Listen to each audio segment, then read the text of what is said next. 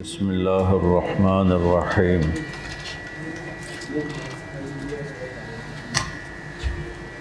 خلق الموت والحیات لیبلوکم ایکم احسن عملا، وقال النبی صلی اللہ علیہ وسلم التاجر الصدوق الامین مع النبیین والشہداء والصالحین، او کما قال۔ میرے عزیزو، اللہ نے اس دنیا کو امتحان کی جگہ بنایا ہے، اور امتحان اس بات کا ہے کہ ہم میں اللہ کی بارگاہ میں سب سے زیادہ خوبصورت عمل کون پیش کرتا ہے۔ اللہ کے ہاں ہماری دولت، ہماری شکل و صورت، ہماری دنیا، ہمارے عہدے، ان کی کوئی حیثیت نہیں۔ اللہ کی بارگاہ میں خوبصورت عمل کون پیش کرے گا، زیادہ بھی نہیں کہا، لیبلوکم ایکم اکثر عملا، کہ زیادہ عمل کون کرے گا۔ یہ فرمایا کہ زیادہ خوبصورت جس کا عمل ہوگا اس کا پلڑا زیادہ وزنی ہو جائے گا۔ میں ایک واقعہ سناتا ہوں۔ تبوک کی جنگ میں آپ نے صحابہ کو ترغیب دی کہ مال لگاؤ، تو حضرت عمر رضی اللہ تعالیٰ عنہ ہمیشہ یہ کوشش میں رہتے تھے کہ میں کسی طرح ابو بکر رضی اللہ تعالیٰ عنہ سے بڑھ جاؤں، کسی بھی چیز میں بڑھ جاؤں، تو وہ ہو نہیں پاتا تھا۔ تو تبوک کے موقع پر ابو بکر رضی اللہ تعالیٰ عنہ پر غربت تھی، اور عمر رضی اللہ تعالیٰ عنہ اس وقت مالدار تھے۔ تو وہ کہنے لگے کہ اگر میں ابو بکر سے بڑھ سکتا ہوں تو آج موقع ہے کہ اس کے پاس اتنا سرمایہ نہیں ہے کہ وہ میرا مقابلہ کر سکے، تو میں آج بڑھ جاؤں گا۔ تو انہوں نے اپنے مال کو ہاف کیا، ہاف اپنے گھر میں چھوڑا اور آدھا لے کر وہ دربار نبوت میں آئے۔ ابو بکر جھاڑو پھیر کے جتنا بھی تھا سارا اٹھا کے لائے۔ اب مثال کے طور پر حضرت عمر کا اتنا تھا اور ابو بکر کا اتنا تھا، تو صاف نظر آ رہا ہے کہ ابو بکر تھوڑا لائے ہیں، عمر زیادہ لائے ہیں۔ اب اگر اللہ کے نبی یہ پوچھتے کہ عمر کتنا لائے ہو، ابو بکر کتنا لائے ہو، تو ابو بکر ہار جاتے، عمر جیت جاتے۔ لیکن اللہ کو بھی پتہ ہے اور اللہ کے رسول کو بھی پتہ ہے کہ کون کیا کر کے آیا ہے۔ تو آپ نے وہ سوال کیا جو وہاں بنتا ہی نہیں۔ مثال کے طور پر ہم مدارس چلاتے ہیں، ہمیں کوئی چندہ دے تو ہم پوچھتے ہیں کتنے، ہم یہ نہیں پوچھتے کہ باقی بینک میں کتنا پڑا ہوا ہے۔ ورنہ ہوتا کہ مولانا صاحب تھوڑی تو نیت ٹھیک نہیں لگتی، میرے اے بھی واپس کرو۔ یہ اس موقع کا سوال ہی نہیں بنتا ہے کہ پوچھوں کہ بھائی طالب تو پیچھا کی چھڑے ہے۔ تو آپ کا سوال سنو، آپ نے عمر سے پوچھا، عمر ما ترکت لأہلک، عمر گھر میں کتنا چھوڑ کے آئے ہو؟ جب انہوں نے سوال سنا انہوں نے کہا بھائی عمر تو گیا، تو انہوں نے پھر بڑے ڈھیلے لہجے سے کہا جی آدھا گھر چھوڑا ہے آدھا لے کر آیا ہوں۔ تو آپ نے فرمایا ابو بکر ما ترکت لأہلک، تو نے گھر والوں کے لیے کیا چھوڑا ہے؟ کہا جی میں نے تو اللہ اس کے رسول کو چھوڑا ہے، باقی سب کچھ لے کر آیا ہوں۔ تو عمر کہنے لگے ابو بکر میں تجھ سے نہیں جیت سکتا۔ اب کوانٹٹی میں ابو بکر تھوڑا لائے اور عمر کوانٹٹی میں زیادہ لائے، لیکن حسن عمل ابو بکر کا ہے کہ وہ سارا کچھ اٹھا کے لے آئے۔ تفسیر عزیزی میں ہے کہ دیوار ٹٹول رہے تھے، بیگم نے پوچھا کیا دیکھ رہے ہو؟ کہا یہاں ایک سوئی لٹکائی تھی وہ بھی لے جانا چاہتا ہوں۔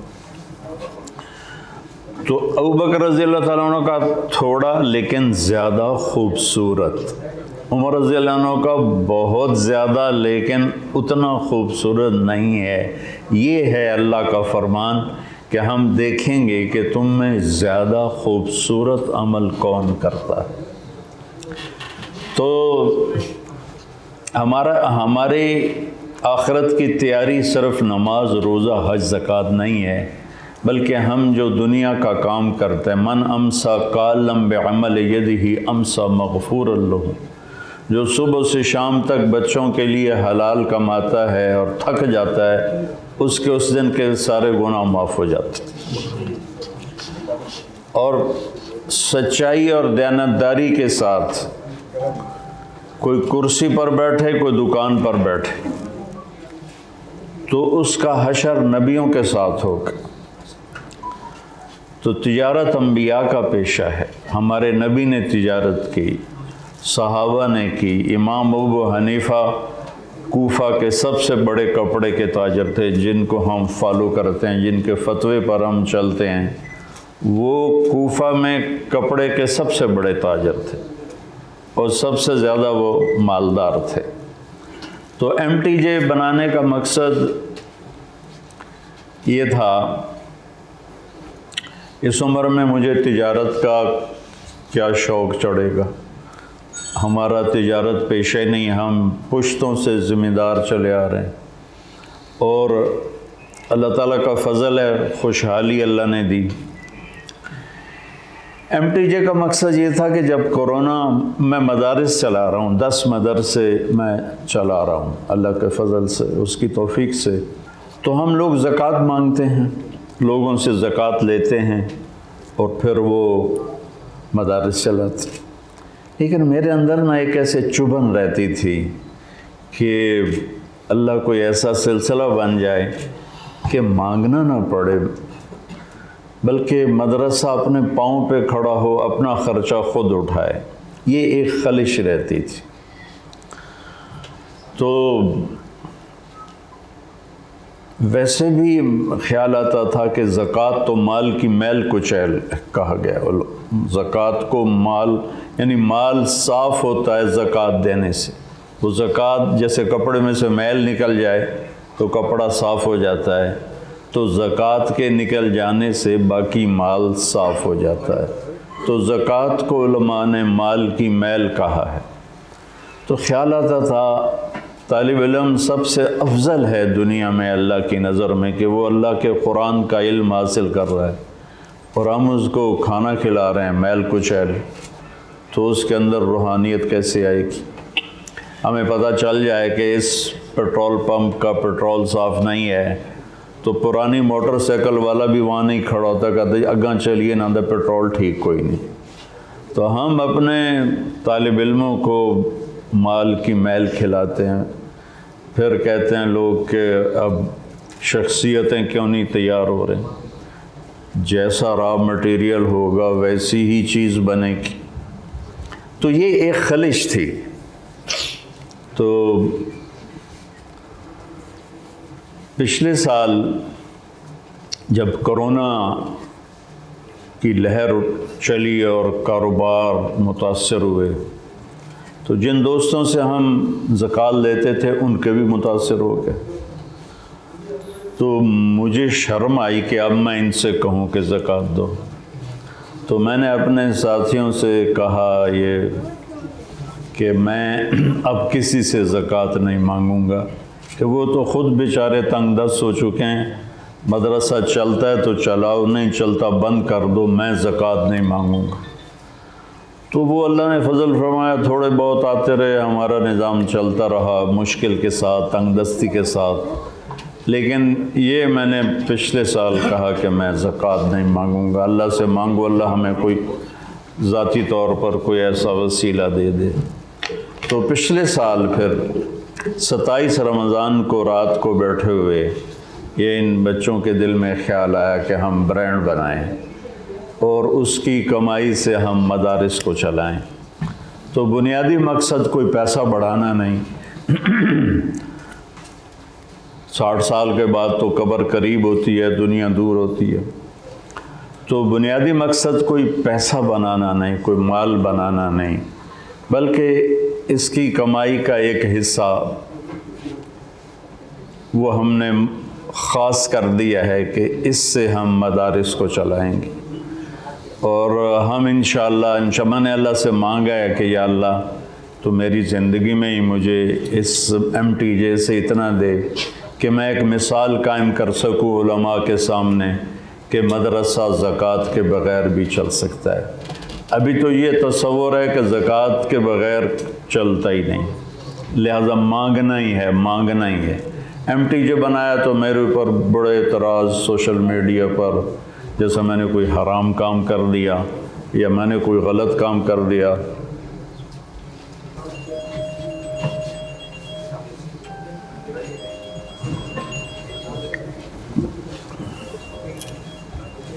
حضرت عثمان رضی اللہ تعالیٰ عنہ کی اتنی بڑی تجارت تھی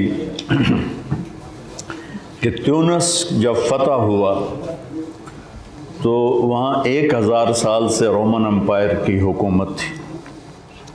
ان کا خزانہ، پورا خزانہ جب وہ فتح ہوا تو وہ صحابہ کے قبضے میں مال غنیمت بن کے آیا، تو مدینے میں سارا لایا گیا۔ حضرت عثمان نے ذاتی پیسوں سے پورا خزانہ خرید لیا، جمع کرنے کے لیے نہیں، تقسیم کرنے کے، پورا خزانہ خرید لیا حضرت عثمان نے۔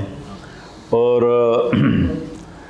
جنگ اس میں تبوک میں 30,000 کا لشکر تھا، 10,000 کے لشکر کا سارا کھانا پینا سامان سواریاں اکیلے حضرت عثمان نے دی، حتیٰ کہ بوریوں کو سینے کے لیے جو دھاگا تھا نا سیبا، وہ بھی اپنے طرف سے دیا۔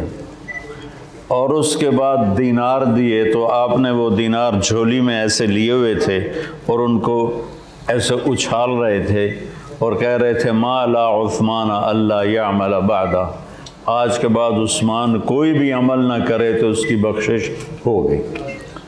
اور عبد الرحمن بن عوف رضی اللہ تعالیٰ عنہ ٹاپ 10 صحابہ میں، آپ نے فرمایا ابو بکر جنتی، عمر جنتی، عثمان جنتی، علی جنتی، طلحہ جنتی، زبیر جنتی، سعد بن ابی وقاص جنتی، ابو عبیدہ بن عبد الرحمن بن عوف جنتی، ابو عبیدہ بن جراح جنتی، سعید بن زید جنتی۔ یہ 10 آدمی کے اپنے نام لیے۔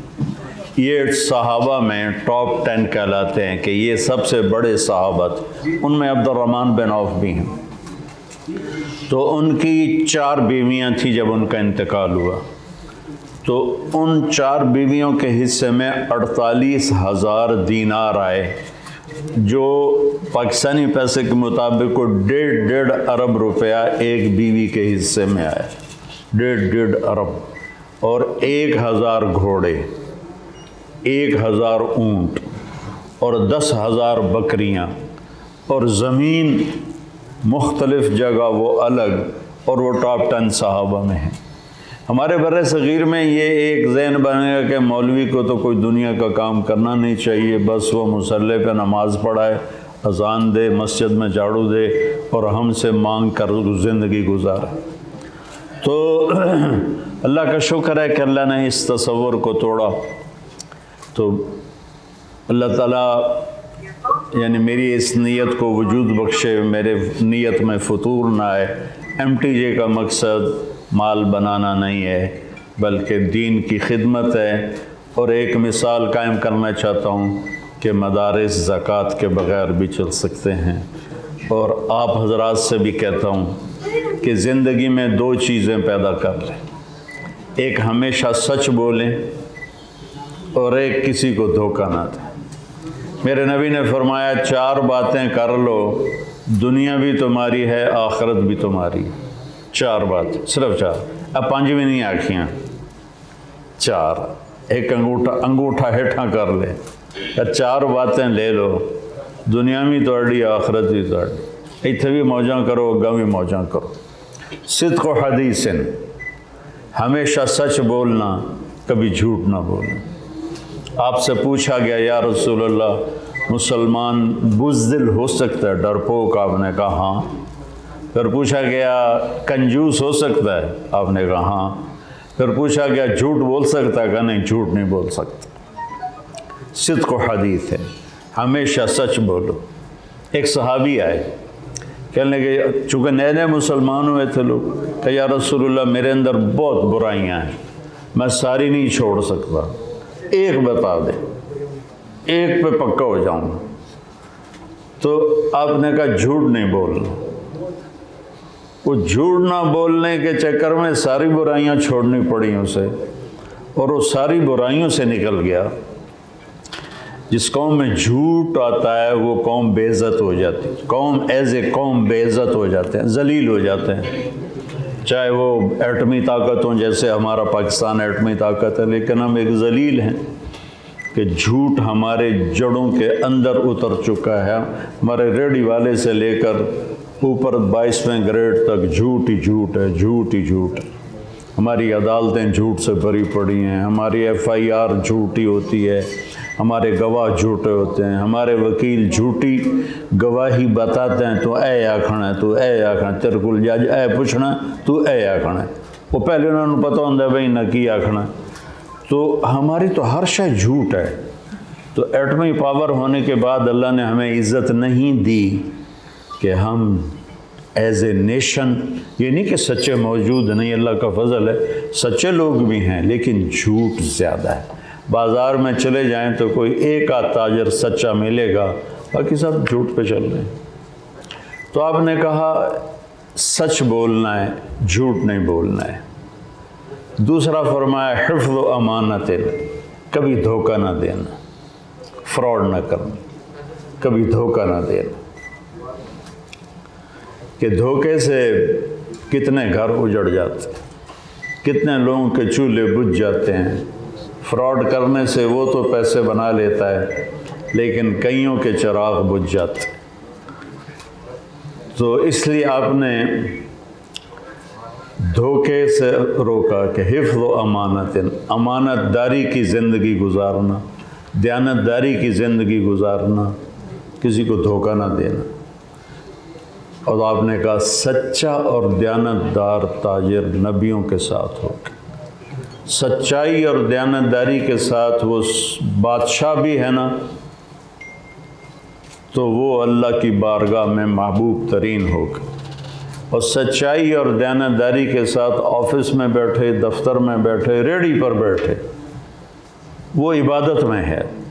ایک عبادت اصلی شکل میں نماز، اللہ اکبر، تو سارے آکھن کے مولانا صاحب نماز پڑھ دیتے ہیں، لیکن ایک آدمی ریڑھی پہ سے آم بیچ رہا ہے، آج کل اماں دا موسم ہے، وہ آکھن کے اپنی کوئی کمائی کر رہا ہے، لیکن وہ ریڑھی والا سچ بول رہا ہے اور دھوکہ نہیں دے رہا، تو وہ وہاں بھی نماز میں ہے، اسے مسجد میں جانے ہی کا اجر مل رہا ہے۔ لیکن اگر وہ ریڑھی پہ بیٹھ کے دھوکہ دے یا مل میں بیٹھ کے دھوکہ دے تو پھر وہ اللہ کی نظر میں انسان نہیں ہے، جانور ہے۔ تو آپ نے فرمایا سچ بولنا ہے، جھوٹ نہیں بولنا۔ آپ سارے میڈیا والوں سے کہتا ہوں کہ آپ بھی سچ بولا کریں۔ ایک بہت بڑے میڈیا کے مالک نے مجھ سے کہا جی کوئی نصیحت کریں، میں نے کہا اپنے چینل سے جھوٹ نکال دو، تو وہ کہنے لگا پھر چینل بند ہی کرنا پڑے گا۔ صاف اس نے کہا، ان کا پھر چینل، اور بہت بڑا چینل ٹی وی کا، تو کہنے لگا جی پھر چینل ہی بند کرنا پڑے گا۔ میں نے کہا یہ اب آپ کی مرضی ہے۔ وہ باغ ہے کشمیر میں، تو وکلاء اکٹھے ہوئے، تھوڑی میں نے بات کی، پھر کہنے لگے جی ایک نصیحت کر دیں، صرف ایک نصیحت کر دیں۔ میں نے کہا آج کے بعد سچ بولنا، کہ نہیں کوئی اور بتائیں، یہ نہیں کوئی اور بتائیں۔ تو آپ سے بھی کہتا ہوں سچ بولیں، شریف آدمی کی پگڑی نہ اچھالیں۔ مافیا کو بے نقاب کرنا ضروری ہے، لیکن شریف سے شریف آدمی سے بھی خطا ہو جاتی، غلطی ہو جاتی ہے، گناہ ہو جاتا ہے۔ تو آپ لوگ بریکنگ نیوز بریکنگ نیوز، وہ لوگوں کو ڈپریشن ہو گیا آپ کی بریکنگ نیوز سے۔ تو کوئی بریکنگ نیوز میں کبھی اچھی خبر بھی سنایا کریں، کوئی پاکستان کی خوبی بھی بتایا کریں، اتنے اچھے لوگ رہتے ہیں، اتنے دیانتدار لوگ رہتے ہیں، اتنے سخی لوگ رہتے ہیں، اتنے عبادت والے رہتے ہیں، تو کبھی بریکنگ نیوز فلاں جگہ قتل ہو گیا، بریکنگ نیوز فلاں جگہ چوری ہو گئی۔ ہاں بھائی آپ بتائیں پھر کیا ہوا، وہ پھر شروع ہو جاتا ہے، یہ ہوا۔ جو لوگ ٹی وی دیکھتے ہیں وہ سارے ڈپریشن کے مریض آپ کی بریکنگ نیوز کی وجہ سے۔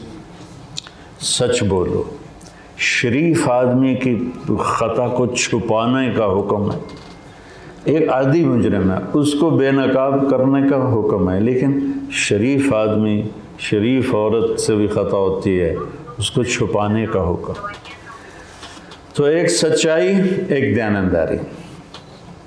تیسرا فرمایا حسن و خلیقت، اپنے اخلاق اچھے کرو۔ تمہارے اچھے اخلاق سے تم ساری رات کی عبادت گزار اور سارے دن کے روزے دار سے بھی آگے نکل جاؤ گے۔ اور اپنے اخلاق اچھے کرنے ہیں تو اس زبان کی حفاظت کر لیں، گالی، غیبت، چغلی، شکایت، الزام، اس سے اپنے آپ کو بچا لیں۔ گھر میں والدین کے سامنے زبان کو سنبھال کے رکھیں، بیوی کے ساتھ انتہائی میٹھی زبان استعمال کریں۔ میٹھے بول میں جادو ہے۔ آپ لوگوں کے دلوں کو، یہ ہماری بسوں کے پیچھے عجیب و غریب لکھا ہوتا ہے، ٹرکوں کے پیچھے، نئی بس کے پیچھے لکھا ہوتا ہے ویکھ ٹور چکوری دی۔ جب تھوڑی پرانی ہوتی ہے تو لکھا ہوتا ہے ہارن دے کر پاس کریں، جب اور پرانی ہوتی ہے تو لکھا ہوتا ہے یا پاس کر یا برداشت کر، اور جب اور پرانی ہوتی ہے تو پیچھے ایک ملنگ بنا ہوتا ہے، لکھا ہوتا ہے نہ چھیڑ ملنگن۔ تو یہ میں سڑکوں پہ میری زندگی گزر گئی، پورا پاکستان پھر زندگی ٹائر کی طرح گزاری ہے میں نے۔ اللہ کا شکر ہے کہ اللہ نے خیر میں گزروائی۔ تو ایک دفعہ میں جا رہا تھا کتاب پڑھتا ہوا، ہم ایک سفر میں تھے، تو تھک کر میں نے کتاب بند کی، تو اوپر میں نے دیکھا ذرا وہ لینے کے لیے، تھوڑا وقفہ لینے کے لیے، تو ایک بس کو ہم کراس کر رہے تھے، تو اس کے پیچھے ایک جملہ دیکھا جس نے ساری قضائیاں دے دیں۔ اس کے پیچھے لکھا ہوا تھا دل، بہت سارا بڑا سرخ الفاظ، آگے لکھا تھا برائے فروخت، دل برائے فروخت، نیچے لکھا تھا قیمت، ایک میٹھا بول، ایک میٹھا بول، ماں کے ساتھ ایک میٹھا بول، باپ کے ساتھ، بیوی کے ساتھ، بچوں کے ساتھ، ماتحت کے ساتھ، میٹھے بول میں جادو ہے۔ ان من البیان لسحر، کہ میرے نبی کا فرمان کہ میٹھے بول میں جادو ہے۔ اپنی زبان کو قابو میں رکھ لیں۔ چوتھا فرمایا عفت فی طعمۃ، رزق حلال کمانا۔ ایک صحابی بیٹھے تھے سعد بن معاذ، آپ کی ان کے ہاتھوں پہ نظر پڑی، ہاتھوں پہ مزدوروں والے وہ بنے ہوئے تھے چھالے جیسے نا، موٹے موٹے سخت۔ تو آپ نے پوچھا سعد یہ کیا ہے؟ تو انہوں نے کہا جی میں بچوں کے لیے مزدوری کرتا ہوں، اور سارا دن میں کئی چلاتا ہوں، تو اس کی وجہ سے یہ میرے پڑ گئے۔ تو آپ نے اس کا ہاتھ یوں پکڑا اور سب کو دکھا کے اس کا بوسہ لیا ایسے، پھر فرمایا بچوں کو حلال کھلاتے ہوئے جو ہاتھ ایسے ہو جاتا ہے اس پہ دوزخ کی آگ حرام ہو جاتی۔ تو رزق حلال کمانے پر بھی اتنی بڑی جنت کا اللہ تعالیٰ نے، اللہ کے نبی نے وعدہ کیا ہے۔ تو یہ 4 باتیں ہیں: سچ، دیانتداری، اچھے اخلاق اور سچ بولنا۔ یہ ہم سب کی ضرورت ہے۔ میرا دیس اگر ان 4 باتوں پہ آ جائے تو آسمانوں تک اس کی عزت اور بلندیاں پہنچ جائیں۔ تو یہ چند باتیں آپ سے کرنی تھیں، کچھ اپنے MTJ کے بارے میں بتانا تھا، اور کچھ باتیں وہ ہیں جو ہم سب کی ضرورت ہیں۔ اور اگر اللہ آپ کو ہمت دے تو تبلیغ میں جایا کریں، وقت لگایا کریں، اس سے یہ چیزیں جلدی اندر آتی ہیں۔ اور نہیں تو صرف مہینے میں 3 دن چلے جایا کریں تو انشاءاللہ آپ کو بہت نفع ہوگا، فائدہ ہوگا۔ آپ کی آمد کا بہت شکریہ۔ میڈیا کو لوگ بلاتے ہیں پیسے دے کر، آپ خود آ گئے، مفت میں ہمارا کام کر دیا۔ مجھ سے ایک وہ نیو کا تھا، بڑا چینل کے پروگرام چلانے والا، ملک نصر اللہ، اس نے مجھ سے سوال کیا کہ آپ کے بارے میں بہت نیگیٹو باتیں آ رہی ہیں سوشل میڈیا پر، آپ ان لوگوں کے بارے میں کیا کہتے ہیں؟ میں نے کہا وہ میرے بڑے مہربان ہیں، میری پبلسٹی کر رہے ہیں، میں ان کے لیے دعا کرتا ہوں۔ وہ منفی تذکروں سے بھی چیز پھیلتی ہے۔ تو آپ سب بھائیوں کا بہت شکریہ، آپ خود تشریف لائے، آپ کی بڑی مہربانی، اللہ آپ کو جزا خیر دے۔ اللہم لک الحمد کما انت اہلہ، وصلی علی محمد کما انت اہلہ، وفل بنا ما انت اہلہ، انک اہل التقوی و اہل المغفرہ۔ ربنا آتنا فی الدنیا حسنہ وفی الآخرۃ حسنۃ وقنا عذاب النار۔ یا اللہ، ہم نے جس نیت سے یہ کام شروع کیا ہے تو ہماری نیت کو قبول فرما اور اس میں برکت عطا فرما، اس کو پورے ملک میں پھیلا۔ اور یا اللہ، جتنے بھی بے روزگار ہیں ان کو رزق حلال نصیب فرما، کشادہ نصیب فرما، تنگ دستی کو دور فرما، فراخی نصیب فرما۔ یا اللہ، پورے ملک کی حفاظت فرما، پورے ملک کی حفاظت فرما، ہمارے دیس کو، ہمارے بازاروں کو جھوٹ سے پاک فرما، ہماری عدالتوں کو ظلم سے پاک فرما، ہمارے حکمرانوں کو ظلم و ستم سے پاک فرما، ہمارے تاجروں کو جھوٹ اور بددیانتی سے پاک فرما۔ یا اللہ، ہمارے معاشرے کے ہر فرد کو ایسا بنا دے جیسا تجھے پسند ہے۔ گھروں میں محبت پیار نصیب فرما، گھروں میں ہماری اولادوں کو نیک بنا، ہماری آنکھوں کی ٹھنڈک بنا۔ یا اللہ، جب دنیا سے جانے کا وقت ہو تو ایمان پہ خاتمہ نصیب فرما، آمین برحمتک یا رب۔